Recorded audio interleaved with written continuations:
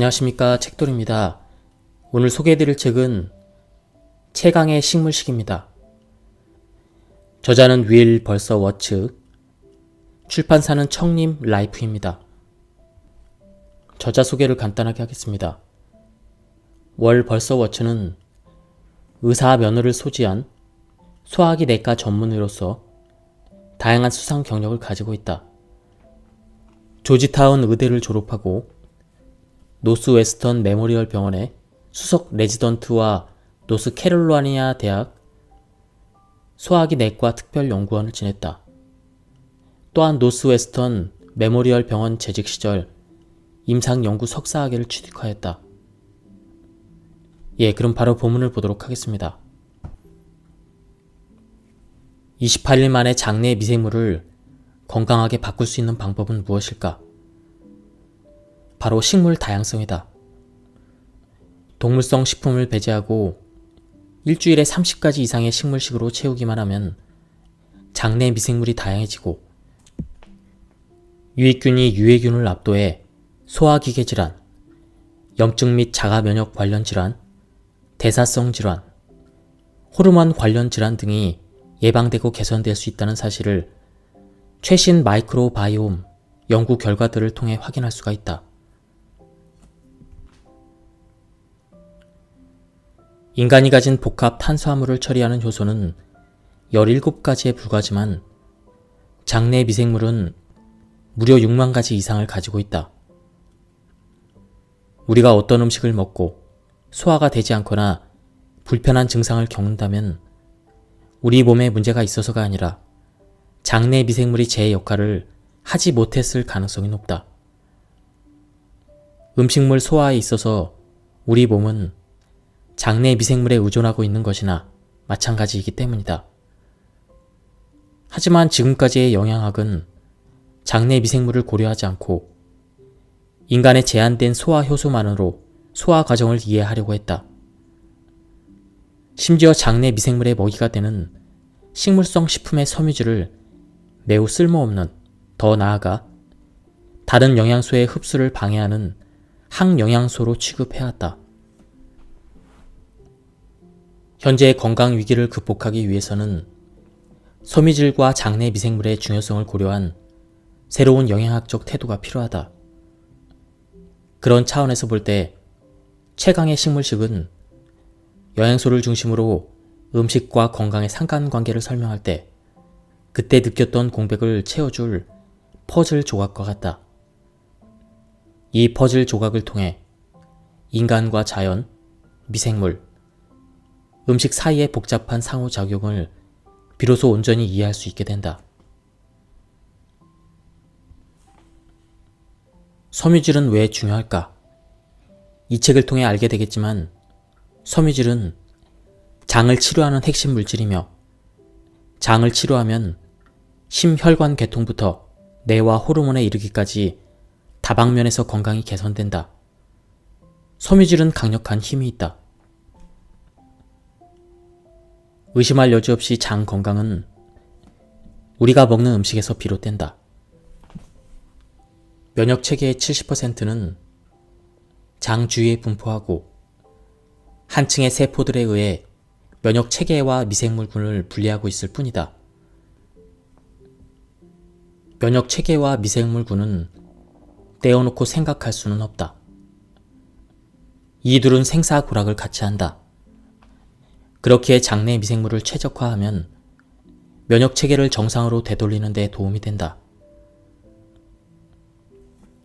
섬유질이 풍부한 식단은 소화기계 질환에만 도움이 되는 것이 아니다. 실제로 심장 질환을 개선한다고 과학적으로 입증된 유일한 식사요법이다. 대부분의 사람들은 스스로 꽤 건강하다고 생각하고 지금의 상태를 유지하고 싶어 한다. 나 역시 마찬가지다. 현재 나는 섬유질이 풍부한 식단을 실행하면서 더할 나위 없이 건강하다. 체중을 23kg 정도 줄여서 대학 시절 체중으로 돌아갔고 이는 노화 과정을 되돌린 듯한 기분이다. 실제로 섬유질이 풍부한 식단은 텔로미어의 길이를 늘린다고 과학적으로 입증된 유일한 식이요법이다. 텔로미어란 길이가 짧아지면 노화를 일으키는 세포의 일부분이다. 텔로미어의 길이가 길수록 노화를 늦추고 심장질환, 암, 알츠하이머병, 파킨슨병에 걸릴 위험성이 줄어든다고 알려져 있다. 몇 알의 약으로는 우리가 평소 먹는 것의 효과를 절대 넘어설 수 없다. 우리 모두는 하루 평균 1.4kg의 음식을 섭취한다. 간단히 계산해보면 1인당 연간 음식 섭취량은 500kg 정도이며 일생 동안 약 4만 kg의 음식을 섭취한다는 의미이다.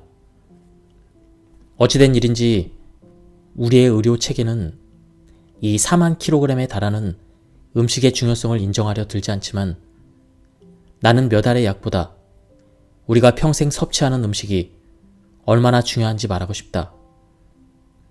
증상이 나타나기를 기다린다면 이미 가장 큰 기회를 놓쳐버린 것이다. 벤자민 프랭클린, 그의 말처럼 예방이 치료약보다 나은 것이다. 우리는 장내 세균을 연구하면서 몸속에서 조화와 균형을 이루며 서식하는 방대한 규모의 미생물 군집을 발견했다. 이 군집을 장내 미생물 군이라고 한다. 이 군집의 유전자 정보를 특정해서 언급하는 경우에는 마이크로옴이라는 표현을 사용한다. 부끄러워하거나 역겨워하지 말자.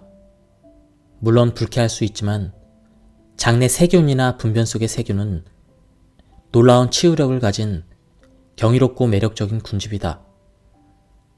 39조 마리의 미생물은 얼마나 많은 것일까? 아주 청명한 밤, 캐나다 북부 지역에 있다고 상상해보자. 밤 하늘을 올려다보면 그야말로 은하수의 별을 하나하나 다 볼 수가 있다. 그 별들의 숫자에 100을 곱하면 우리 대장 속에 있는 미생물 수가 된다. 이는 우리 몸의 세포수를 훨씬 능가하는 수치이다. 보는 관점에 따라 우리 몸은 10%만 인간이고 90%는 세균이라고 할 수가 있다. 우리가 선택하는 음식에 따라 특정 미생물 집단이 힘을 얻고 다른 미생물 집단은 약해진다. 만약 식단에 어떤 음식군을 영구적으로 제외한다면 그 음식군을 먹고 자라는 미생물은 굶어서 멸종할 것이다.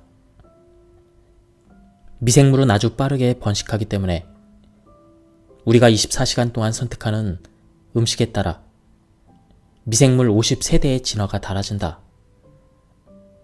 미생물을 변화시키는 데는 며칠 혹은 몇 주도 걸리지 않는다. 한 입부터 시작이다. 우리는 자신이 먹는 음식을 통제할 수 있기에 우리의 장 마이크로옴 역시 스스로 통제할 수 있다. 유익한 세균은 우리가 섭취한 음식물을 염증을 줄이고 건강과 균형을 촉진하는 물질로 만들어서 우리에게 보상을 한다. 미생물에 의해 생성되는 유익한 조합물을 포스트 바이오틱스라고 한다. 반대의 경우도 마찬가지다.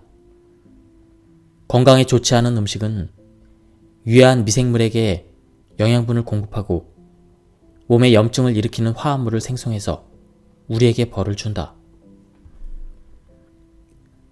디스바이오시스는 장내 미생물의 균형 상태가 깨진 그런 상태를 일컫는다.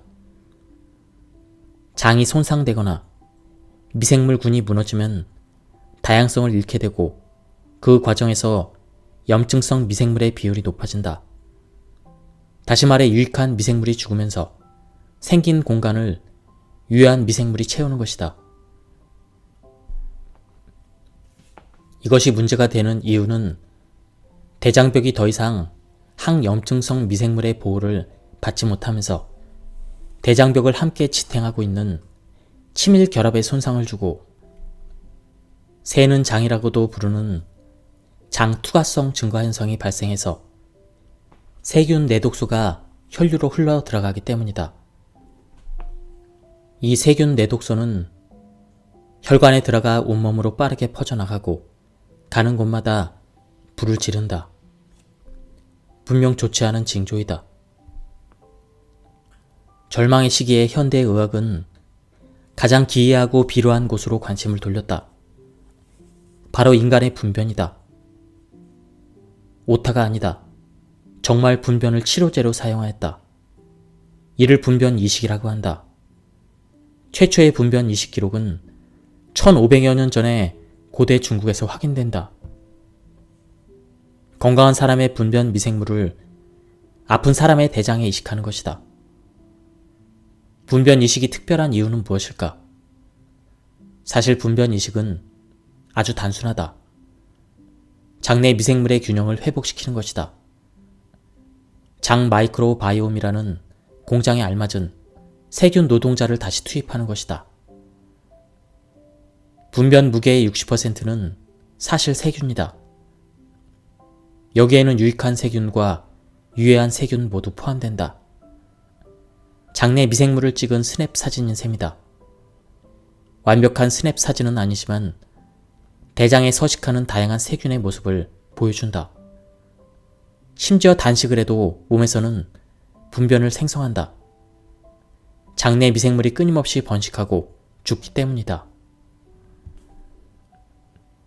우리의 장 마이크로바이옴은 알레르기 질환이나 자가 면역 질환에 의해 변화될 뿐 아니라 면역 체계 질환을 예견하거나 심지어 유발할 수도 있다는 증거가 나오고 있다.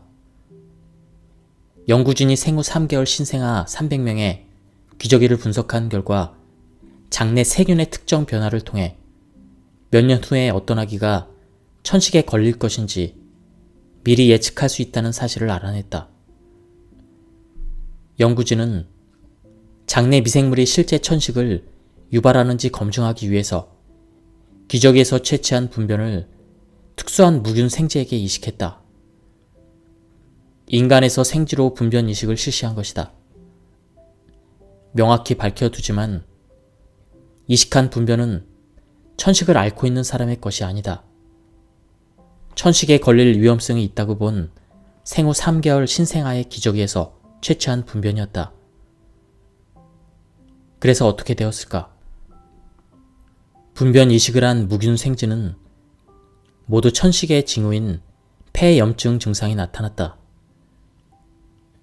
우리는 스스로 감염으로부터 보호하기 위한 면역 체계를 구축하도록 진화했다. 불과 100년 전만 해도 감염은 중요한 사망 원인이었다. 장내 미생물군은 처음부터 진화의 일부분이었고 그 결과 면역 기능에 있어 중요한 역할을 한다. 미생물군이 손상되면 면역 결핍에 처할 위험이 높아지면서 자가 면역 질환이나 알레르기 질환이 나타날 수가 있다. 다른 한편으로 강력한 마이크로바이옴은 면역 체계의 70%를 차지하는 주변 면역 세포에게 최적의 기능을 부여해서 감염과 악성 종양으로부터 우리를 보호한다. 우리가 장내 미생물을 관리할 때 장내 미생물은 우리의 건강을 관리한다. 장내 미생물은 면역 체계를 이용하거나 신경 전달 물질, 호르몬, 신호 전달 물질의 분비를 통해 뇌와 연락을 주고받을 수가 있다. 세로토닌이나 도파민 같은 신경 전달 물질은 감정이나 활력, 열이, 보상 감각에 영향을 미치는데 장내 미생물은 세로토닌, 도파민, 가바, 노르에피네네프린 같은 신경 호르몬을 생성하고 동시에 반응한다.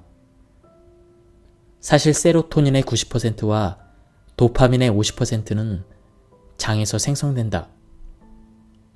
건강한 장 마이크로바이옴은 집중력, 활력, 편안한 기분을 유지하도록 혈내 장벽 너머까지 영향을 미칠 수가 있다. 반면에 장 마이크로바이옴의 손상은 알츠하이머병, 파킨슨병, 편두통, 만성 피로, 자폐증, ADHD와 관련이 있다. 장은 신경 전달 물질의 본거지 역할을 하기 때문에 문제가 생기면 우울증이나 불안 같은 정신질환이 나타나기도 한다. 이를 매일 병원에서 확인한다. 우울한 기분이나 불안과 과민성 대장 증후군 사이에는 분명 연관이 있다. 그런데도 우리는 오랫동안 이런 질환을 가진 환자에게 잘못된 병명을 붙였다. 불안이나 심각한 감정 기복의 저변에 장 문제가 있을지도 모른다는 것을 간과해왔다. 이제는 장내 세균이 변하거나 손상되었을 때 세로토닌의 균형이 바뀌면서 기분과 장 운동성까지 바뀐다는 것이 명확해졌다. 누군가는 겁이 날 수도 있지만 우리는 자유의지를 가진 존재라는 것을 명심하자.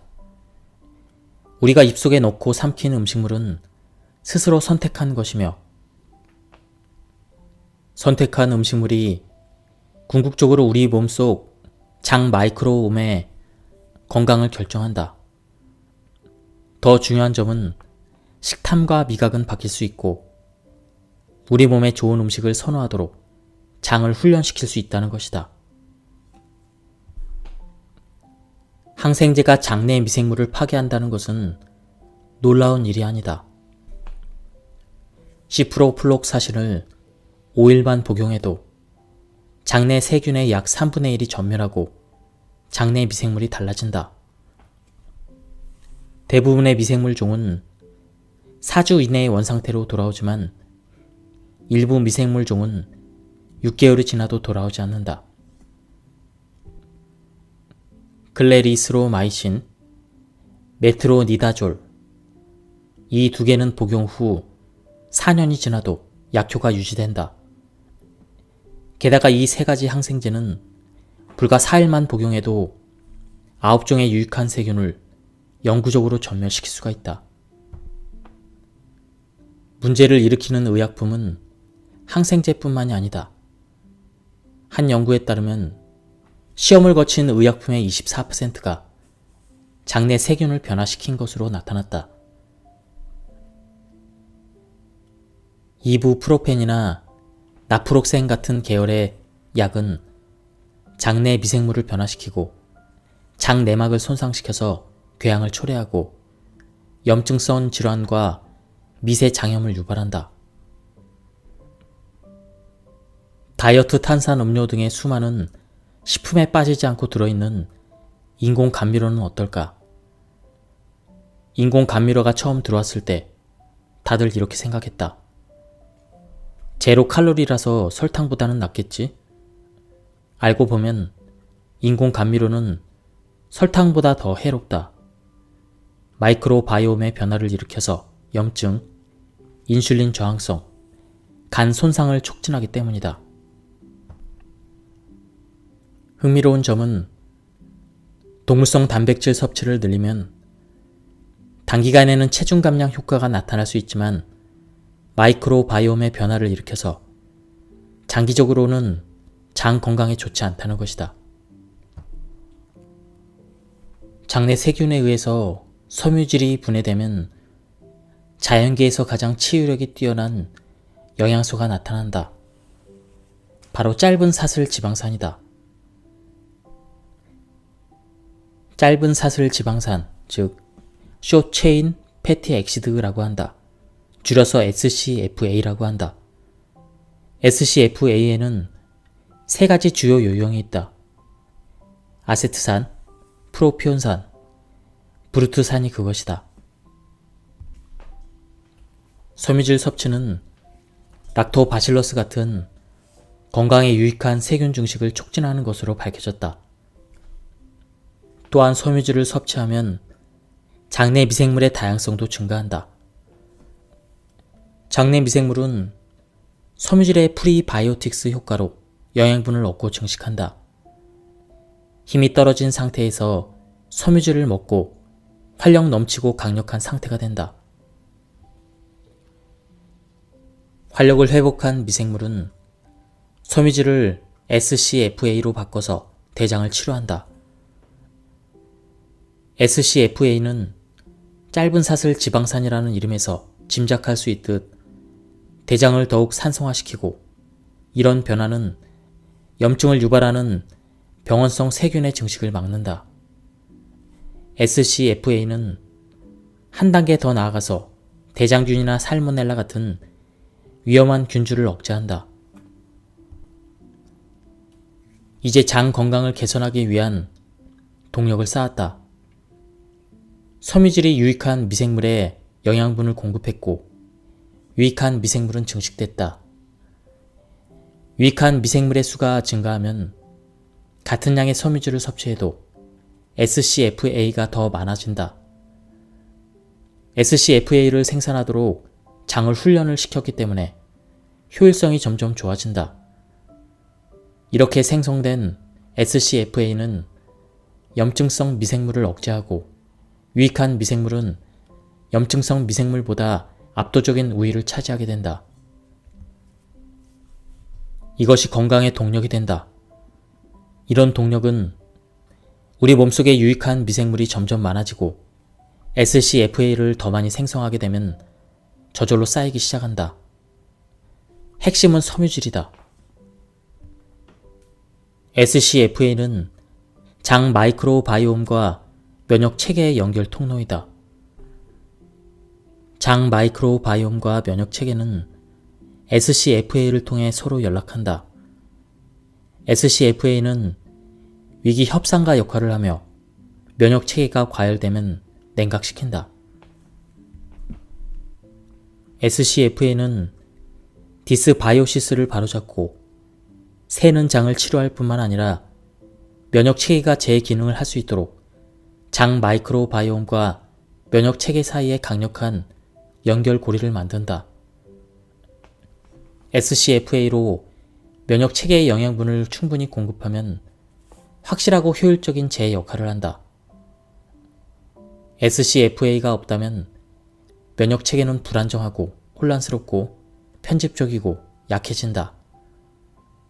즉, 면역 체계는 SCFA의 도움을 얻기 위해서 장내 미생물에 의존한다.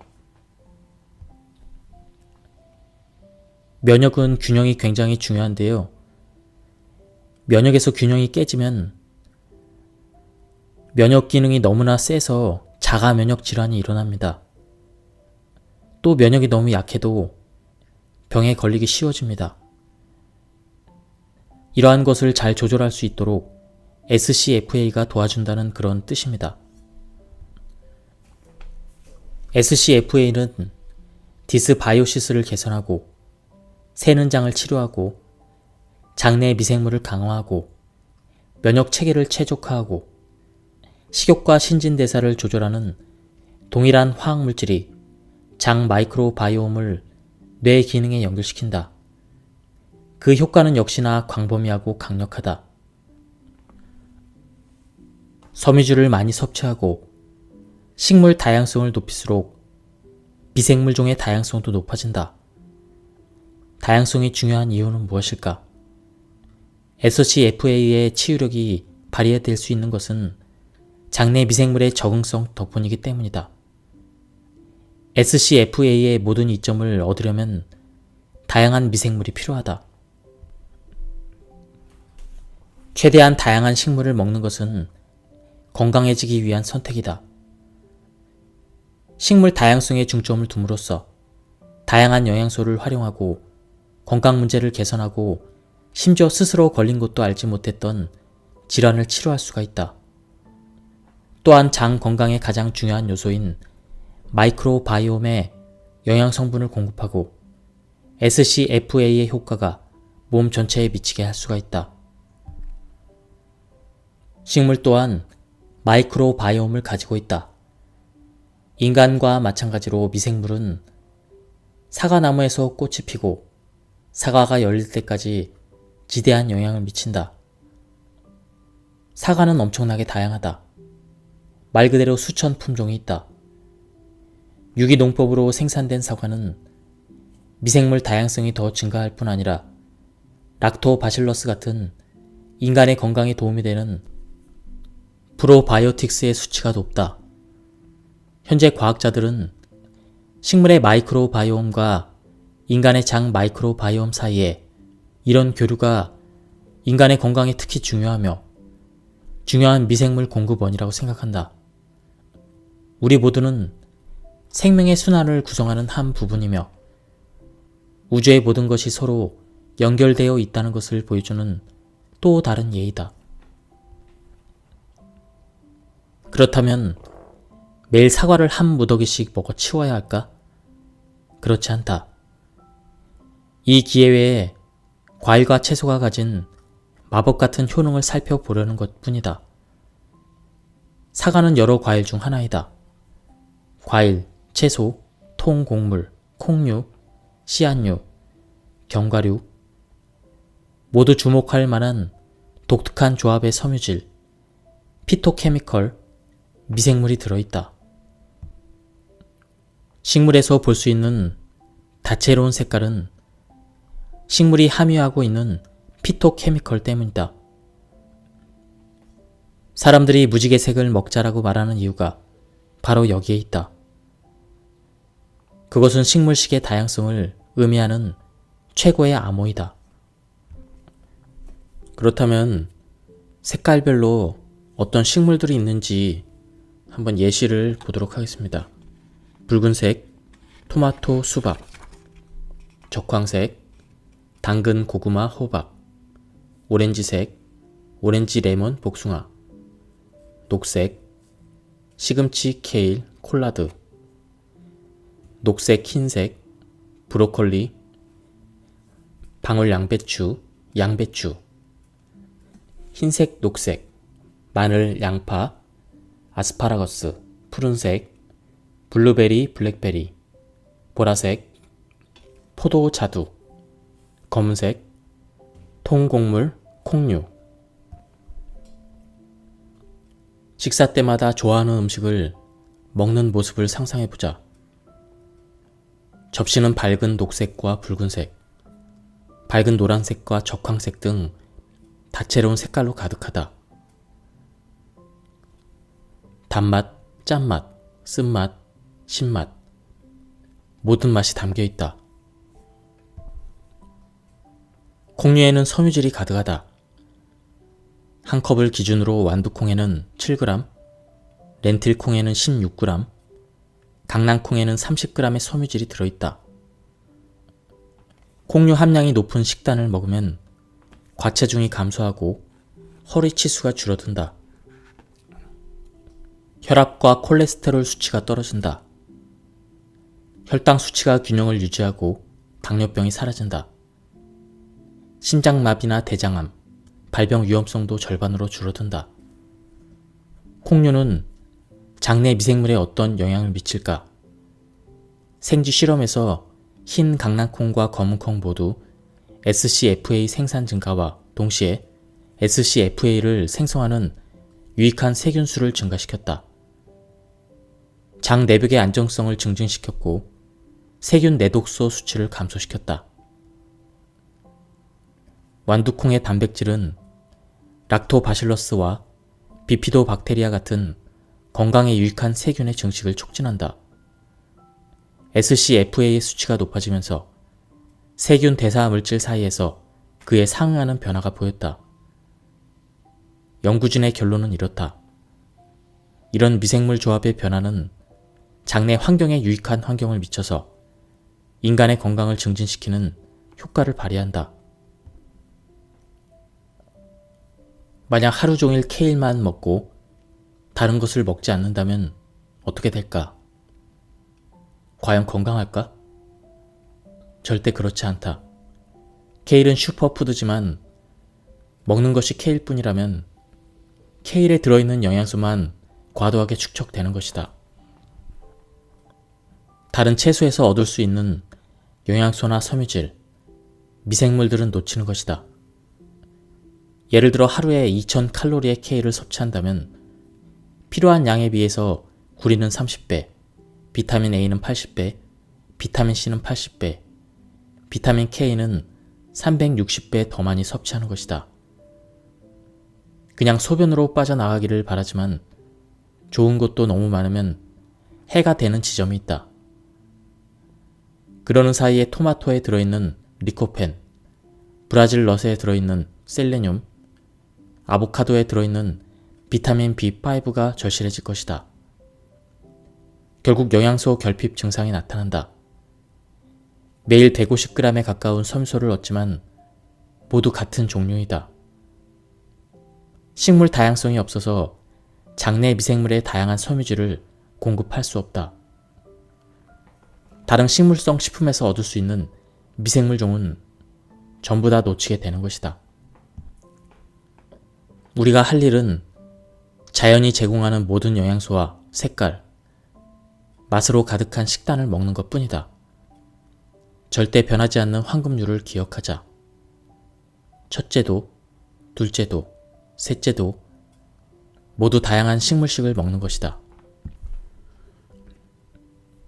내가 좋아하는 섬유질이 풍부한 식품을 소개한다. 편의상 기억하기 쉽게 약자로 정리했다.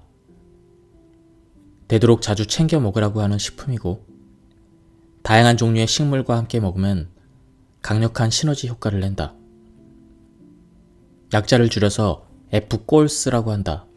F, 플룻, 과일류와 발효식품. G, 그린 앤 그레인, 녹색 채소류와 곡물류. O, 오메가3 슈퍼 시안류. A, 아로마틱스, 향신 채소류, 양파, 마늘. L, 콩류.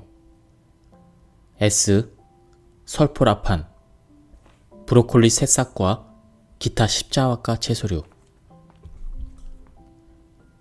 과일의 당분은 가공 설탕과 다르다.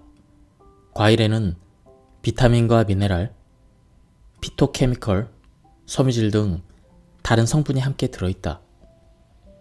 게다가 과일을 먹는다고 체중 증가의 원인이 되는 것은 아니다. 실제는 정반대이다. 마찬가지로 당뇨병의 원인도 아니다. 오히려 당뇨병을 예방하는 효과가 있다. 예를 들어 베리류처럼 달콤한 과일도 식후 혈당과 인슐린 분비량을 낮춘다. 과일에 들어있는 천연 당분을 가공 설탕이나 설탕 첨가물과 한데 묶는 실수를 하지 말자. 과일은 반드시 먹어야 한다. 과일은 체중 감량과 당뇨병 관리에 도움이 된다. 녹색 채소의 어마어마한 영양소 밀도는 대자연의 산물이다. 칼로리는 거의 없고 영양소는 풍부해서 그야말로 마음껏 먹을 수가 있다. 예를 들어 잎채소 0.5kg은 고작 100kcal 밖에 되지 않는다. 이는 달걀 1개 혹은 스테이크 2입 정도의 칼로리다. 나는 식물성 식단으로 바꾼 이후 식사량을 걱정하지 않는다. 만약 고칼로리 식품을 계속 섭취하고 있다면 식단에 무제한으로 녹색 채소를 추가해서 영양소 밀도를 높일 수가 있다. 나 자신을 개선하기 위한 여정을 통해 다시 음식과 건강한 관계를 맺고 싶었다. 나만의 출발점을 받아들이고 건강이 좋아지는 쪽을 선택했다. 매 끼니 때마다 조금 더 잘할 수 있는 기회가 생겼다. 작은 변화부터 시작했다. 방울 양배추를 먹고 코카콜라 클래식이나 마운틴 듀 대신 물이나 콩부차를 마셨다. 칠리치즈 핫도그나 햄버거를 사는 대신 집에서 맛있는 과일 스무디를 만들었다. 야식을 끊었다. 커피에서 인공 감미료와 크림을 뺐다. 때때로 프렌치 프라이를 빼고 샐러드를 선택했다.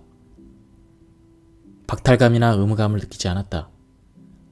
그저 건강에 더 좋은 쪽을 선택했다. 작은 선택이 큰 결과를 가져온다. 특히 작은 선택에 일관성이 있으면 더욱 그렇다. 중요한 점은 그것이 부담이 아니라는 것이다. 더 나은 삶의 방향을 가리키는 나침반으로서 건강 마인드셋이 중요하다.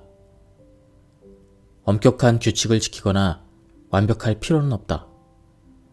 감자튀김이나 탄산음료를 선택할 때 죄책감을 느끼라는 게 아니다. 건강 마인드셋을 갖추는 건 약점이나 불완전함이 드러나는 순간 자신을 비난하기보다는 긍정적인 점을 찾고 발전을 칭찬하는 것을 말한다. 때로는 죄책감이 들거나 부담감이 느껴지는 순간이 있겠지만 그것을 이유로 포기하지는 말자. 선택할 수 있는 30만 가지의 식용식물이 있다는 점을 기억하자. 다양한 식물식을 먹을수록 다양한 풍미를 즐길 수 있다. 모든 허브와 향신료는 식물이고 전 세계 음식의 풍미 대부분은 식물에 의해서 좌우되므로 멕시코, 이탈리아, 그리스, 태국, 일본, 중국, 베트남 등등의 모든 음식이 도전 대상이다. 식단에서 식물성 식품의 비율이 90%가 될 때까지 노력하자. 꼭 목표가 아니라 전반적인 목표이다. 90%를 목표로 삼는 이유는 무엇일까? 블루존에 거주하는 사람들의 사례에서 볼 수 있듯 장수 식단의 식물성 식품 비율은 90%이다. 건강에 이로운 점이 엄청나게 많다는 점에 더해 약간의 여유만 있어도 완벽해야 한다는 중압감에서 벗어나는 데 도움이 된다. 각자 이 10%를 원하는 것에 활용하면 된다. 건강에 좋지 못한 버릇이 무엇이든지 10% 내에서 유연하게 실시할 수 있으므로 그의 죄책감을 느낄 필요는 없다. 식단의 90%를 구성하는 것이 무엇인지 명확히 짚고 가자. 바로 식물성 자연식품이다. 토양에서 키울 수 있는 것, 상자나 포장 용기에 들어있지 않는 것, 성분이 하나뿐이어서 성분 목록이 없는 것, 바로 식물이다. 그 밖의 모든 것, 식물성 가공식품, 오일, 고기, 유제품 등은 90%에 해당되지 않는다. 자신의 식단을 되돌아봐야 하는 비건들이 많이 있다. 동물성 식품을 제외시켰다는 이유만으로 비거니즘이 자동적으로 건강한 식단이 되는 것은 아니다. 시중에는 건강에 좋지 않는 가공된 식물성 식품이 많이 있고 건강에 좋지 않은 비건도 많이 있다. 마음챙김 식습관을 갖자. 빨리빨리. 바로 요즘 현대인의 생활 방식이다. 나도 그 누구 못지않게 양심의 가책을 느낀다. 더 빨리 움직이고 더 많은 일을 하려고 스스로를 몰아붙이고 때로는 식사를 건너뛴다. 심호흡부터 시작하자. 삶에는 치열한 생존 경쟁보다 중요한 것이 있다. 음식을 꿀꺽 삼키는 건 건강에 좋지 않다. 소화 과정은 입에서 시작된다. 씹기를 통해 음식물이 분해되면 침 속의 아밀라제가 녹말을 분해하기 시작한다. 너무 빨리 먹으면 몸이 우리의 속도를 따라가지 못해 과식으로 이어진다. 우리 몸은 음식을 급하게 먹고 빨리 넘기도록 설계되지 않았다. 음식을 만끽하고 배가 부르면 몸에서 신호를 주도록 설계되어 있다. 제대로 식탁에 앉자. 차 안에서 먹거나 걸으면서 먹지 않는다. 휴대폰을 끄자. 식사 전에 잠시 음식을 관찰하자. 모양이나 냄새를 느끼며 자연의 은혜에 찬사를 보낸다. 잠시 뜸을 들이며 음식을 맛보자. 한 입 먹을 때마다 그럴 필요는 없지만 가끔은 잠시 멈추며 뜸을 들여야 한다. 음식을 씹자. 한두 번 우적우적 씹는 것이 아니다. 25회 이상 씹고 씹는 동안은 포크나 나이프를 내려놓는다. 배가 80% 정도 불렀을 때 그만 먹는 식습관을 갖는다. 가능하면 다른 사람들과 어울려서 식사를 한다. 생체 리듬에 맞춘 규칙적인 식사 시간을 유지한다. 저녁을 이른 시간에 먹는 것이 중요하다. 중독성 허기를 피한다. 영양소가 풍부하고 건강에 좋은 음식이 아닌 건강에 좋지 않지만 위안을 주는 음식을 선택할 가능성이 높아지기 때문이다. 과일 한 조각이나 견과류 한 줌이면 다음 식사까지 버티기에는 충분하다. 밖으로 나갈 기회를 찾아야 한다. 밖에서 뛸 수 있다면 러닝머신 위에서 달리지 말자. 직접 키울 수 있다면 채소를 사지 말자. 야외에서 매트를 깔고 신발을 벗을 수 있다면 소파에서 이 책을 읽지 말자. 어차피 계속 실내에 있을 테니 주변 환경을 최대한 활용해서 집과 사무실을 화분으로 꾸며보자. 시간을 할애해서 자연과 미생물을 가까이 하는 일은 건강을 위해 꼭 필요하지만 지나치게 과소평가되고 있다. 모든 이에게는 계절별로 야외에서 할 수 있는 취미가 있어야 한다. 운동이 장 건강에 도움이 되는 방식은 실로 놀랍다. 빈첩하든 둔하든 우리 몸의 움직임은 궁극적으로 미생물에 영향을 미친다. 생쥐 실험에서 운동이 장내 미생물에 급격한 변화를 유도하는 것으로 나타났다. SCFA를 생성하는 물질이 늘어나고 장 안정성이 개선되었다. 믿기 힘들겠지만 운동을 했더니 건강한 미생물이 40% 증가했다. 마찬가지로 성인도 규칙적인 운동을 하면 SCFA를 생성하는 장내 미생물이 늘어나는 것으로 나타났다. 운동을 멈추면 효과는 사라진다. 스트레스는 장에 영향을 미친다.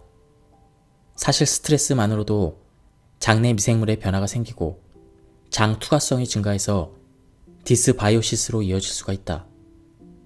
녹색 채소로 만든 스무디를 마시고 식물식을 하고 스포츠 센터에 가고 충분한 수면을 취해도 머리와 마음이 편안하지 않으며 미생물이 역시 건강하지 못한 이유가 거기에 있다. 우리 병원에서 가장 심각한 소화기계 질환의 대부분은 학대 피해자나 섭식장애를 극복한 사람들한테서 보인다. 예, 지금까지 이 책에 대한 리뷰를 모두 마쳤습니다. 이 책의 뒷부분에는 28일 동안의 식단과 요리 방법이 나와 있는데요. 그 부분은 생략하도록 하겠습니다. 그리고 굉장히 발췌 요약으로 읽었기 때문에 좀 맥락이 많이 끊겼습니다. 한번 구해서 읽어보실 것을 추천드립니다. 여기서 리뷰를 마치도록 하겠습니다. 감사합니다. 안녕하십니까, 책돌입니다. 오늘 소개해드릴 책은 최강의 식물식입니다. 저자는 윌 벌서 워츠, 출판사는 청림 라이프입니다. 저자 소개를 간단하게 하겠습니다. 월 벌서 워츠는 의사 면허를 소지한 소화기 내과 전문의로서 다양한 수상 경력을 가지고 있다. 조지타운 의대를 졸업하고 노스웨스턴 메모리얼 병원의 수석 레지던트와 노스캐롤라이나 대학 소화기 내과 특별연구원을 지냈다. 또한 노스웨스턴 메모리얼 병원 재직 시절 임상연구 석사학위를 취득하였다. 그럼 바로 본문을 보도록 하겠습니다. 28일 만에 장내 미생물을 건강하게 바꿀 수 있는 방법은 무엇일까? 바로 식물 다양성이다. 동물성 식품을 배제하고 일주일에 30가지 이상의 식물식으로 채우기만 하면 장내 미생물이 다양해지고 유익균이 유해균을 압도해 소화기계 질환, 염증 및 자가 면역 관련 질환, 대사성 질환, 호르몬 관련 질환 등이 예방되고 개선될 수 있다는 사실을 최신 마이크로바이옴 연구 결과들을 통해 확인할 수가 있다. 인간이 가진 복합 탄수화물을 처리하는 효소는 17가지에 불과하지만 장내 미생물은 무려 6만 가지 이상을 가지고 있다. 우리가 어떤 음식을 먹고 소화가 되지 않거나 불편한 증상을 겪는다면 우리 몸에 문제가 있어서가 아니라 장내 미생물이 제 역할을 하지 못했을 가능성이 높다. 음식물 소화에 있어서 우리 몸은 장내 미생물에 의존하고 있는 것이나 마찬가지이기 때문이다. 하지만 지금까지의 영양학은 장내 미생물을 고려하지 않고 인간의 제한된 소화 효소만으로 소화 과정을 이해하려고 했다. 심지어 장내 미생물의 먹이가 되는 식물성 식품의 섬유질을 매우 쓸모없는, 더 나아가 다른 영양소의 흡수를 방해하는 항영양소로 취급해왔다. 현재의 건강 위기를 극복하기 위해서는 섬유질과 장내 미생물의 중요성을 고려한 새로운 영양학적 태도가 필요하다. 그런 차원에서 볼 때 최강의 식물식은 영양소를 중심으로 음식과 건강의 상관관계를 설명할 때 그때 느꼈던 공백을 채워줄 퍼즐 조각과 같다. 이 퍼즐 조각을 통해 인간과 자연, 미생물, 음식 사이의 복잡한 상호작용을 비로소 온전히 이해할 수 있게 된다. 섬유질은 왜 중요할까? 이 책을 통해 알게 되겠지만 섬유질은 장을 치료하는 핵심 물질이며 장을 치료하면 심혈관 계통부터 뇌와 호르몬에 이르기까지 다방면에서 건강이 개선된다. 섬유질은 강력한 힘이 있다. 의심할 여지 없이 장 건강은 우리가 먹는 음식에서 비롯된다. 면역 체계의 70%는 장 주위에 분포하고 한 층의 세포들에 의해 면역 체계와 미생물군을 분리하고 있을 뿐이다. 면역 체계와 미생물군은 떼어놓고 생각할 수는 없다. 이 둘은 생사고락을 같이 한다. 그렇기에 장내 미생물을 최적화하면 면역 체계를 정상으로 되돌리는 데 도움이 된다. 섬유질이 풍부한 식단은 소화기계 질환에만 도움이 되는 것이 아니다. 실제로 심장 질환을 개선한다고 과학적으로 입증된 유일한 식사요법이다. 대부분의 사람들은 스스로 꽤 건강하다고 생각하고 지금의 상태를 유지하고 싶어 한다. 나 역시 마찬가지다. 현재 나는 섬유질이 풍부한 식단을 실행하면서 더할 나위 없이 건강하다. 체중을 23kg 정도 줄여서 대학 시절 체중으로 돌아갔고 이는 노화 과정을 되돌린 듯한 기분이다. 실제로 섬유질이 풍부한 식단은 텔로미어의 길이를 늘린다고 과학적으로 입증된 유일한 식이요법이다. 텔로미어란 길이가 짧아지면 노화를 일으키는 세포의 일부분이다. 텔로미어의 길이가 길수록 노화를 늦추고 심장질환, 암, 알츠하이머병, 파킨슨병에 걸릴 위험성이 줄어든다고 알려져 있다. 몇 알의 약으로는 우리가 평소 먹는 것의 효과를 절대 넘어설 수 없다. 우리 모두는 하루 평균 1.4kg의 음식을 섭취한다. 간단히 계산해보면 1인당 연간 음식 섭취량은 500kg 정도이며 일생 동안 약 4만 kg의 음식을 섭취한다는 의미이다. 어찌된 일인지 우리의 의료 체계는 이 4만 kg에 달하는 음식의 중요성을 인정하려 들지 않지만 나는 몇 알의 약보다 우리가 평생 섭취하는 음식이 얼마나 중요한지 말하고 싶다. 증상이 나타나기를 기다린다면 이미 가장 큰 기회를 놓쳐버린 것이다. 벤자민 프랭클린, 그의 말처럼 예방이 치료약보다 나은 것이다. 우리는 장내 세균을 연구하면서 몸속에서 조화와 균형을 이루며 서식하는 방대한 규모의 미생물 군집을 발견했다. 이 군집을 장내 미생물군이라고 한다.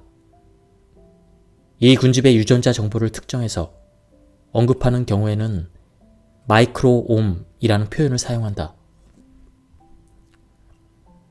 부끄러워하거나 역겨워하지 말자.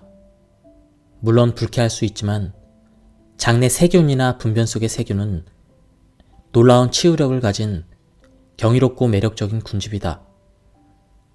39조 마리의 미생물은 얼마나 많은 것일까? 아주 청명한 밤, 캐나다 북부 지역에 있다고 상상해보자. 밤 하늘을 올려다보면 그야말로 은하수의 별을 하나하나 다 볼 수가 있다. 그 별들의 숫자에 100을 곱하면 우리 대장 속에 있는 미생물 수가 된다. 이는 우리 몸의 세포수를 훨씬 능가하는 수치이다.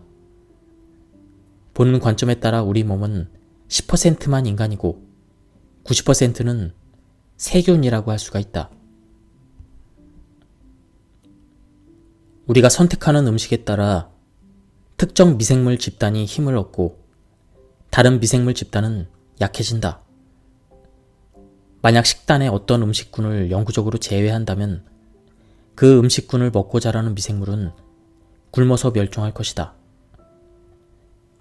미생물은 아주 빠르게 번식하기 때문에 우리가 24시간 동안 선택하는 음식에 따라 미생물 50세대의 진화가 달아진다.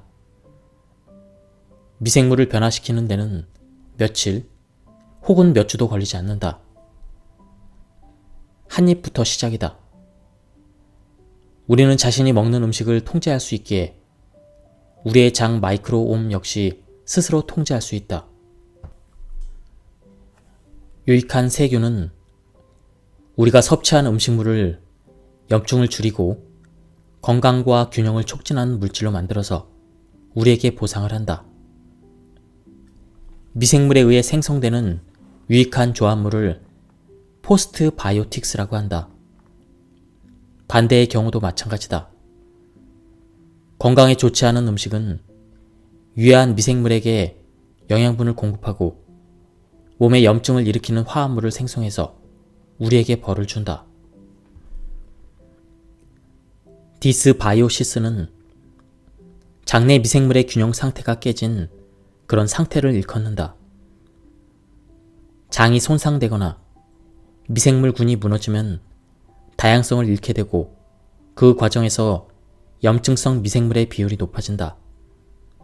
다시 말해 유익한 미생물이 죽으면서 생긴 공간을 유해한 미생물이 채우는 것이다. 이것이 문제가 되는 이유는 대장벽이 더 이상 항염증성 미생물의 보호를 받지 못하면서 대장벽을 함께 지탱하고 있는 친밀 결합에 손상을 주고 새는 장이라고도 부르는 장 투과성 증가 현상이 발생해서 세균 내독소가 혈류로 흘러 들어가기 때문이다. 이 세균 내독소는 혈관에 들어가 온몸으로 빠르게 퍼져나가고 가는 곳마다 불을 지른다. 분명 좋지 않은 징조이다. 절망의 시기에 현대의학은 가장 기이하고 비루한 곳으로 관심을 돌렸다. 바로 인간의 분변이다. 오타가 아니다. 정말 분변을 치료제로 사용하였다. 이를 분변 이식이라고 한다. 최초의 분변 이식 기록은 1500여 년 전에 고대 중국에서 확인된다.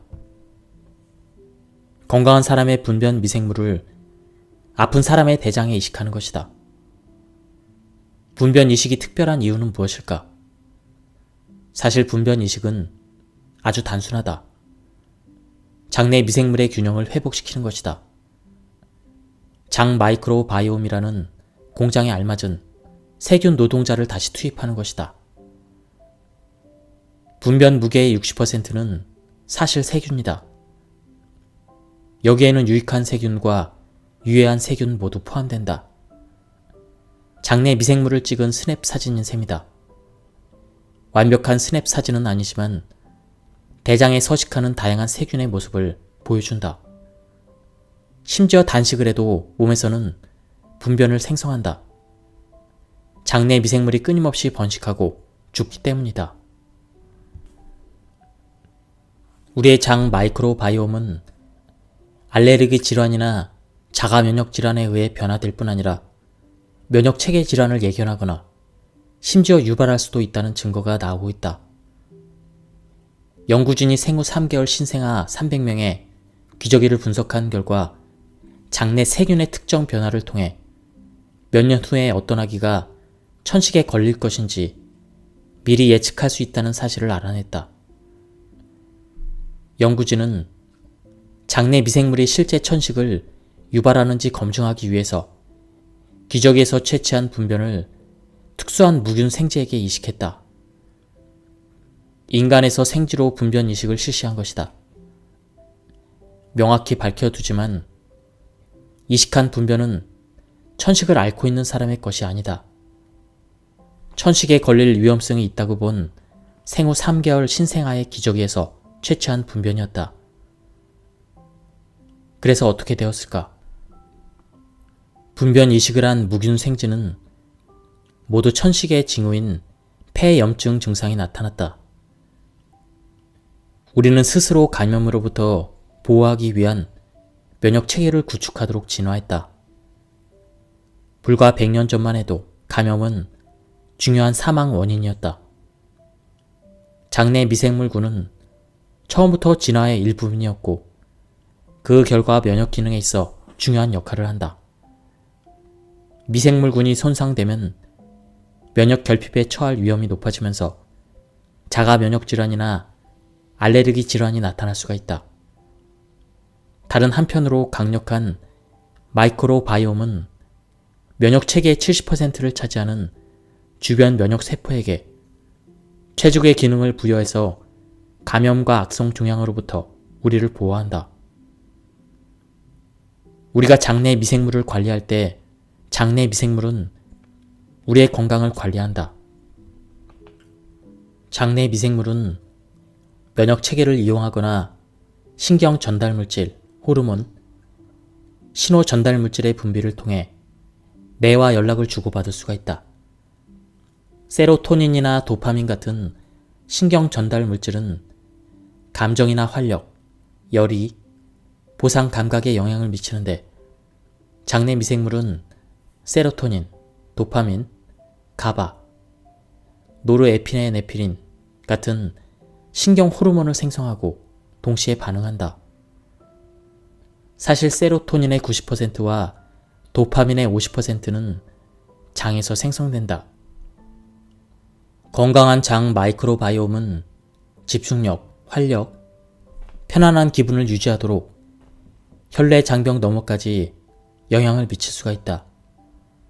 반면에 장 마이크로바이옴의 손상은 알츠하이머병, 파킨슨병, 편두통, 만성 피로, 자폐증, ADHD와 관련이 있다. 장은 신경 전달 물질의 본거지 역할을 하기 때문에 문제가 생기면 우울증이나 불안 같은 정신질환이 나타나기도 한다. 이를 매일 병원에서 확인한다. 우울한 기분이나 불안과 과민성 대장 증후군 사이에는 분명 연관이 있다. 그런데도 우리는 오랫동안 이런 질환을 가진 환자에게 잘못된 병명을 붙였다. 불안이나 심각한 감정 기복의 저변에 장 문제가 있을지도 모른다는 것을 간과해왔다.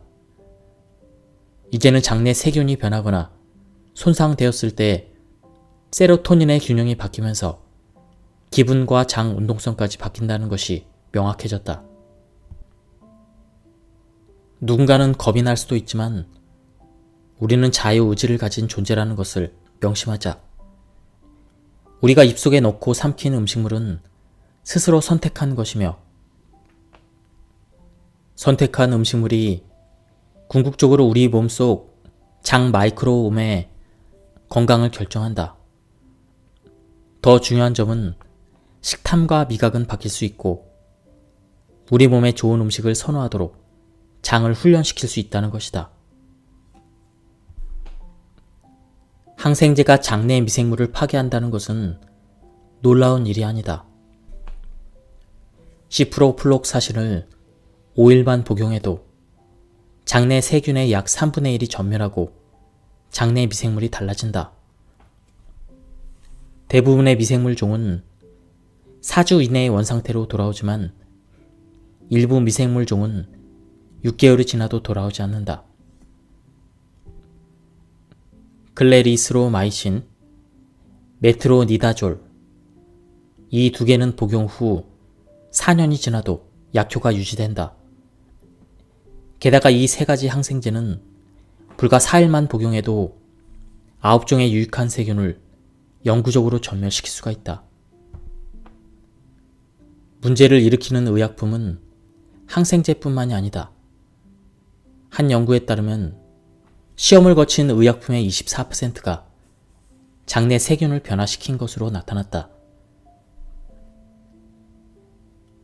이부프로펜이나 나프록센 같은 계열의 약은 장내 미생물을 변화시키고 장 내막을 손상시켜서 궤양을 초래하고 염증성 질환과 미세 장염을 유발한다. 다이어트 탄산 음료 등의 수많은 식품에 빠지지 않고 들어있는 인공 감미료는 어떨까? 인공 감미료가 처음 들어왔을 때 다들 이렇게 생각했다. 제로 칼로리라서 설탕보다는 낫겠지? 알고 보면 인공 감미료는 설탕보다 더 해롭다. 마이크로바이옴의 변화를 일으켜서 염증, 인슐린 저항성, 간 손상을 촉진하기 때문이다. 흥미로운 점은 동물성 단백질 섭취를 늘리면 단기간에는 체중 감량 효과가 나타날 수 있지만 마이크로바이옴의 변화를 일으켜서 장기적으로는 장 건강에 좋지 않다는 것이다. 장내 세균에 의해서 섬유질이 분해되면 자연계에서 가장 치유력이 뛰어난 영양소가 나타난다. 바로 짧은 사슬 지방산이다. 짧은 사슬 지방산, 즉 숏체인 패티 엑시드라고 한다. 줄여서 SCFA라고 한다. SCFA에는 세 가지 주요 요형이 있다. 아세트산, 프로피온산, 브루트산이 그것이다. 섬유질 섭취는 락토바실러스 같은 건강에 유익한 세균 증식을 촉진하는 것으로 밝혀졌다. 또한 섬유질을 섭취하면 장내 미생물의 다양성도 증가한다. 장내 미생물은 섬유질의 프리바이오틱스 효과로 영양분을 얻고 증식한다. 힘이 떨어진 상태에서 섬유질을 먹고 활력 넘치고 강력한 상태가 된다. 활력을 회복한 미생물은 섬유질을 SCFA로 바꿔서 대장을 치료한다. SCFA는 짧은 사슬 지방산이라는 이름에서 짐작할 수 있듯 대장을 더욱 산성화시키고, 이런 변화는 염증을 유발하는 병원성 세균의 증식을 막는다. SCFA는 한 단계 더 나아가서 대장균이나 살모넬라 같은 위험한 균주를 억제한다. 이제 장 건강을 개선하기 위한 동력을 쌓았다. 섬유질이 유익한 미생물에 영양분을 공급했고 유익한 미생물은 증식됐다. 유익한 미생물의 수가 증가하면 같은 양의 섬유질을 섭취해도 SCFA가 더 많아진다. SCFA를 생산하도록 장을 훈련을 시켰기 때문에 효율성이 점점 좋아진다. 이렇게 생성된 SCFA는 염증성 미생물을 억제하고 유익한 미생물은 염증성 미생물보다 압도적인 우위를 차지하게 된다. 이것이 건강의 동력이 된다. 이런 동력은 우리 몸속에 유익한 미생물이 점점 많아지고 SCFA를 더 많이 생성하게 되면 저절로 쌓이기 시작한다. 핵심은 섬유질이다. SCFA는 장 마이크로바이옴과 면역 체계의 연결 통로이다. 장 마이크로바이옴과 면역 체계는 SCFA를 통해 서로 연락한다. SCFA는 위기 협상가 역할을 하며 면역 체계가 과열되면 냉각시킨다. SCFA는 디스바이오시스를 바로잡고 새는 장을 치료할 뿐만 아니라 면역 체계가 제 기능을 할 수 있도록 장 마이크로바이옴과 면역 체계 사이에 강력한 연결고리를 만든다. SCFA로 면역 체계의 영양분을 충분히 공급하면 확실하고 효율적인 제 역할을 한다. SCFA가 없다면 면역 체계는 불안정하고 혼란스럽고 편집적이고 약해진다.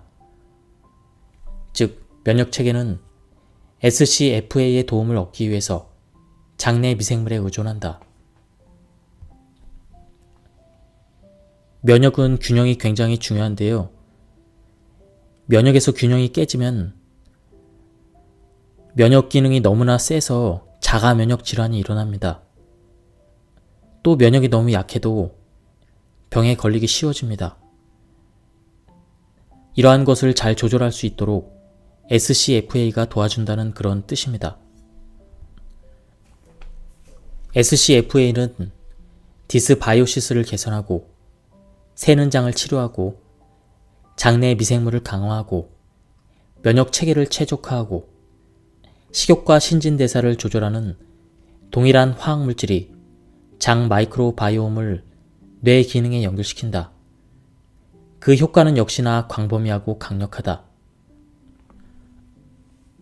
섬유질을 많이 섭취하고 식물 다양성을 높일수록 미생물종의 다양성도 높아진다. 다양성이 중요한 이유는 무엇일까? SCFA의 치유력이 발휘될 수 있는 것은 장내 미생물의 적응성 덕분이기 때문이다. SCFA의 모든 이점을 얻으려면 다양한 미생물이 필요하다. 최대한 다양한 식물을 먹는 것은 건강해지기 위한 선택이다. 식물 다양성에 중점을 둠으로써 다양한 영양소를 활용하고 건강 문제를 개선하고 심지어 스스로 걸린 것도 알지 못했던 질환을 치료할 수가 있다. 또한 장 건강의 가장 중요한 요소인 마이크로바이옴에 영양 성분을 공급하고 SCFA의 효과가 몸 전체에 미치게 할 수가 있다.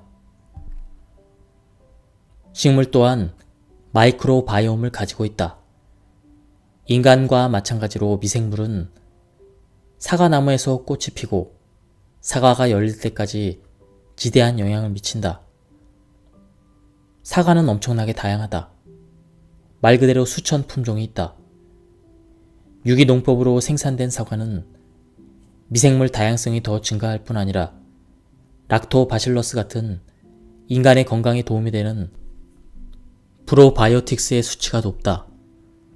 현재 과학자들은 식물의 마이크로바이옴과 인간의 장 마이크로바이옴 사이에 이런 교류가 인간의 건강에 특히 중요하며 중요한 미생물 공급원이라고 생각한다. 우리 모두는 생명의 순환을 구성하는 한 부분이며 우주의 모든 것이 서로 연결되어 있다는 것을 보여주는 또 다른 예이다. 그렇다면 매일 사과를 한 무더기씩 먹어 치워야 할까? 그렇지 않다. 이 기회에 과일과 채소가 가진 마법 같은 효능을 살펴보려는 것 뿐이다. 사과는 여러 과일 중 하나이다. 과일, 채소, 통곡물, 콩류, 씨앗류, 견과류 모두 주목할 만한 독특한 조합의 섬유질, 피토케미컬, 미생물이 들어있다. 식물에서 볼 수 있는 다채로운 색깔은 식물이 함유하고 있는 피토케미컬 때문이다. 사람들이 무지개색을 먹자라고 말하는 이유가 바로 여기에 있다. 그것은 식물식의 다양성을 의미하는 최고의 암호이다. 그렇다면 색깔별로 어떤 식물들이 있는지 한번 예시를 보도록 하겠습니다. 붉은색, 토마토, 수박, 적황색, 당근, 고구마, 호박, 오렌지색, 오렌지, 레몬, 복숭아, 녹색, 시금치, 케일, 콜라드, 녹색, 흰색, 브로콜리, 방울 양배추, 양배추, 흰색, 녹색, 마늘, 양파, 아스파라거스, 푸른색, 블루베리, 블랙베리, 보라색, 포도, 자두, 검은색, 통곡물, 콩류. 식사 때마다 좋아하는 음식을 먹는 모습을 상상해보자. 접시는 밝은 녹색과 붉은색, 밝은 노란색과 적황색 등 다채로운 색깔로 가득하다. 단맛, 짠맛, 쓴맛, 신맛, 모든 맛이 담겨있다. 콩류에는 섬유질이 가득하다. 한 컵을 기준으로 완두콩에는 7g, 렌틸콩에는 16g, 강낭콩에는 30g의 섬유질이 들어있다. 콩류 함량이 높은 식단을 먹으면 과체중이 감소하고 허리 치수가 줄어든다. 혈압과 콜레스테롤 수치가 떨어진다. 혈당 수치가 균형을 유지하고 당뇨병이 사라진다. 심장마비나 대장암, 발병 위험성도 절반으로 줄어든다. 콩류는 장내 미생물에 어떤 영향을 미칠까? 생쥐 실험에서 흰 강낭콩과 검은콩 모두 SCFA 생산 증가와 동시에 SCFA를 생성하는 유익한 세균수를 증가시켰다. 장 내벽의 안정성을 증진시켰고 세균 내독소 수치를 감소시켰다. 완두콩의 단백질은 락토바실러스와 비피도박테리아 같은 건강에 유익한 세균의 증식을 촉진한다. SCFA의 수치가 높아지면서 세균 대사 물질 사이에서 그에 상응하는 변화가 보였다. 연구진의 결론은 이렇다. 이런 미생물 조합의 변화는 장내 환경에 유익한 환경을 미쳐서 인간의 건강을 증진시키는 효과를 발휘한다. 만약 하루 종일 케일만 먹고 다른 것을 먹지 않는다면 어떻게 될까? 과연 건강할까? 절대 그렇지 않다. 케일은 슈퍼푸드지만 먹는 것이 케일뿐이라면 케일에 들어있는 영양소만 과도하게 축적되는 것이다. 다른 채소에서 얻을 수 있는 영양소나 섬유질, 미생물들은 놓치는 것이다. 예를 들어 하루에 2000칼로리의 케일을 섭취한다면 필요한 양에 비해서 구리는 30배, 비타민 A는 80배, 비타민 C는 80배, 비타민 K는 360배 더 많이 섭취하는 것이다. 그냥 소변으로 빠져나가기를 바라지만 좋은 것도 너무 많으면 해가 되는 지점이 있다. 그러는 사이에 토마토에 들어있는 리코펜, 브라질 넛에 들어있는 셀레늄, 아보카도에 들어있는 비타민 B5가 절실해질 것이다. 결국 영양소 결핍 증상이 나타난다. 매일 150g에 가까운 섬유소를 얻지만 모두 같은 종류이다. 식물 다양성이 없어서 장내 미생물의 다양한 섬유질을 공급할 수 없다. 다른 식물성 식품에서 얻을 수 있는 미생물 종은 전부 다 놓치게 되는 것이다. 우리가 할 일은 자연이 제공하는 모든 영양소와 색깔, 맛으로 가득한 식단을 먹는 것 뿐이다. 절대 변하지 않는 황금률을 기억하자. 첫째도, 둘째도, 셋째도 모두 다양한 식물식을 먹는 것이다. 내가 좋아하는 섬유질이 풍부한 식품을 소개한다. 편의상 기억하기 쉽게 약자로 정리했다. 되도록 자주 챙겨 먹으라고 하는 식품이고 다양한 종류의 식물과 함께 먹으면 강력한 시너지 효과를 낸다. 약자를 줄여서 F꼴스라고 한다.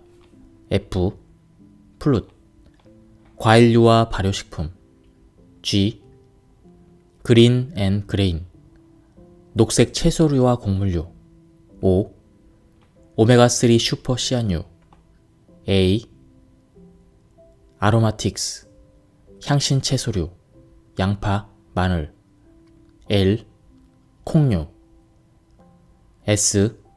설포라판, 브로콜리 새싹과 기타 십자화과 채소류. 과일의 당분은 가공 설탕과 다르다. 과일에는 비타민과 미네랄, 피토케미컬, 섬유질 등 다른 성분이 함께 들어있다. 게다가 과일을 먹는다고 체중 증가의 원인이 되는 것은 아니다.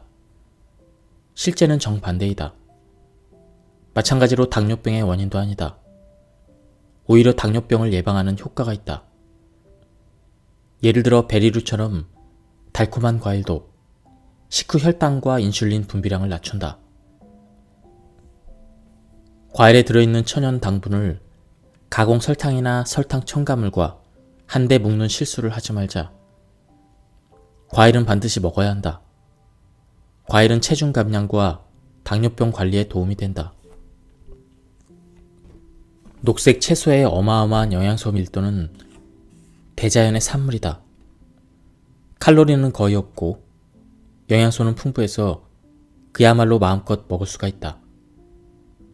예를 들어 잎채소 0.5kg은 고작 100kcal 밖에 되지 않는다.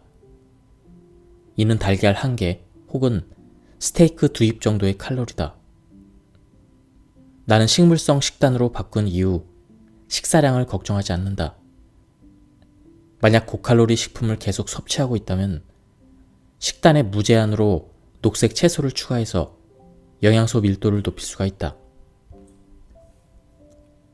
나 자신을 개선하기 위한 여정을 통해 다시 음식과 건강한 관계를 맺고 싶었다.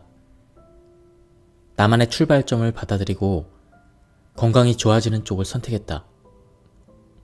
매 끼니 때마다 조금 더 잘할 수 있는 기회가 생겼다. 작은 변화부터 시작했다. 방울 양배추를 먹고 코카콜라 클래식이나 마운틴 듀 대신 물이나 콩부차를 마셨다. 칠리치즈 핫도그나 햄버거를 사는 대신 집에서 맛있는 과일 스무디를 만들었다. 야식을 끊었다. 커피에서 인공 감미료와 크림을 뺐다. 때때로 프렌치 프라이를 빼고 샐러드를 선택했다. 박탈감이나 의무감을 느끼지 않았다. 그저 건강에 더 좋은 쪽을 선택했다. 작은 선택이 큰 결과를 가져온다. 특히 작은 선택에 일관성이 있으면 더욱 그렇다. 중요한 점은 그것이 부담이 아니라는 것이다. 더 나은 삶의 방향을 가리키는 나침반으로서 건강 마인드셋이 중요하다. 엄격한 규칙을 지키거나 완벽할 필요는 없다.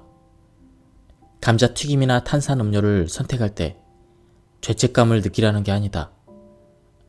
건강 마인드셋을 갖추는 건 약점이나 불완전함이 드러나는 순간 자신을 비난하기보다는 긍정적인 점을 찾고 발전을 칭찬하는 것을 말한다. 때로는 죄책감이 들거나 부담감이 느껴지는 순간이 있겠지만 그것을 이유로 포기하지는 말자. 선택할 수 있는 30만 가지의 식용식물이 있다는 점을 기억하자. 다양한 식물식을 먹을수록 다양한 풍미를 즐길 수 있다. 모든 허브와 향신료는 식물이고 전 세계 음식의 풍미 대부분은 식물에 의해서 좌우되므로 멕시코, 이탈리아, 그리스, 태국, 일본, 중국, 베트남 등등의 모든 음식이 도전 대상이다. 식단에서 식물성 식품의 비율이 90%가 될 때까지 노력하자. 꼭 목표가 아니라 전반적인 목표이다. 90%를 목표로 삼는 이유는 무엇일까? 블루존에 거주하는 사람들의 사례에서 볼 수 있듯 장수 식단의 식물성 식품 비율은 90%이다. 건강에 이로운 점이 엄청나게 많다는 점에 더해 약간의 여유만 있어도 완벽해야 한다는 중압감에서 벗어나는 데 도움이 된다. 각자 이 10%를 원하는 것에 활용하면 된다. 건강에 좋지 못한 버릇이 무엇이든지 10% 내에서 유연하게 실시할 수 있으므로 그의 죄책감을 느낄 필요는 없다. 식단의 90%를 구성하는 것이 무엇인지 명확히 짚고 가자. 바로 식물성 자연식품이다. 토양에서 키울 수 있는 것, 상자나 포장 용기에 들어있지 않는 것, 성분이 하나뿐이어서 성분 목록이 없는 것, 바로 식물이다.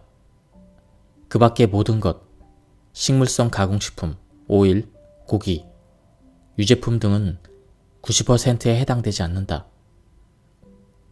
자신의 식단을 되돌아봐야 하는 비건들이 많이 있다. 동물성 식품을 제외시켰다는 이유만으로 비거니즘이 자동적으로 건강한 식단이 되는 것은 아니다. 시중에는 건강에 좋지 않는 가공된 식물성 식품이 많이 있고 건강에 좋지 않은 비건도 많이 있다. 마음챙김 식습관을 갖자. 빨리빨리. 바로 요즘 현대인의 생활 방식이다.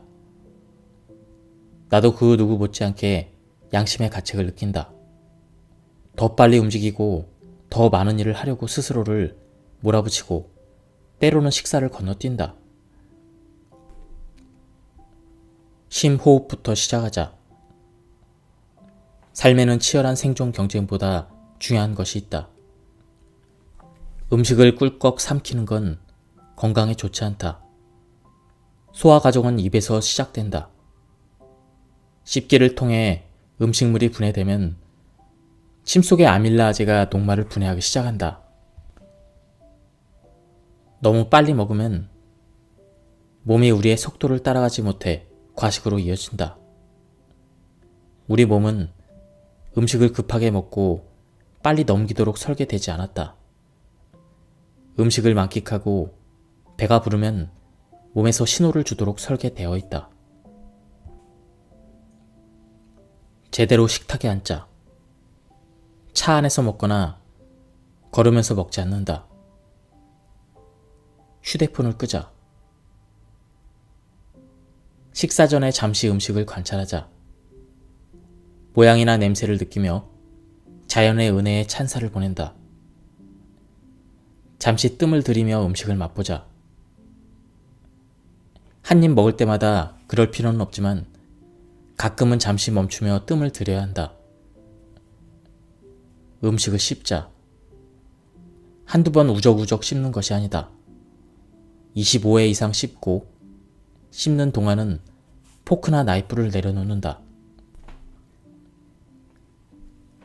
배가 80% 정도 불렀을 때 그만 먹는 식습관을 갖는다. 가능하면 다른 사람들과 어울려서 식사를 한다. 생체 리듬에 맞춘 규칙적인 식사 시간을 유지한다. 저녁을 이른 시간에 먹는 것이 중요하다. 중독성 허기를 피한다. 영양소가 풍부하고 건강에 좋은 음식이 아닌 건강에 좋지 않지만 위안을 주는 음식을 선택할 가능성이 높아지기 때문이다. 과일 한 조각이나 견과류 한 줌이면 다음 식사까지 버티기에는 충분하다. 밖으로 나갈 기회를 찾아야 한다.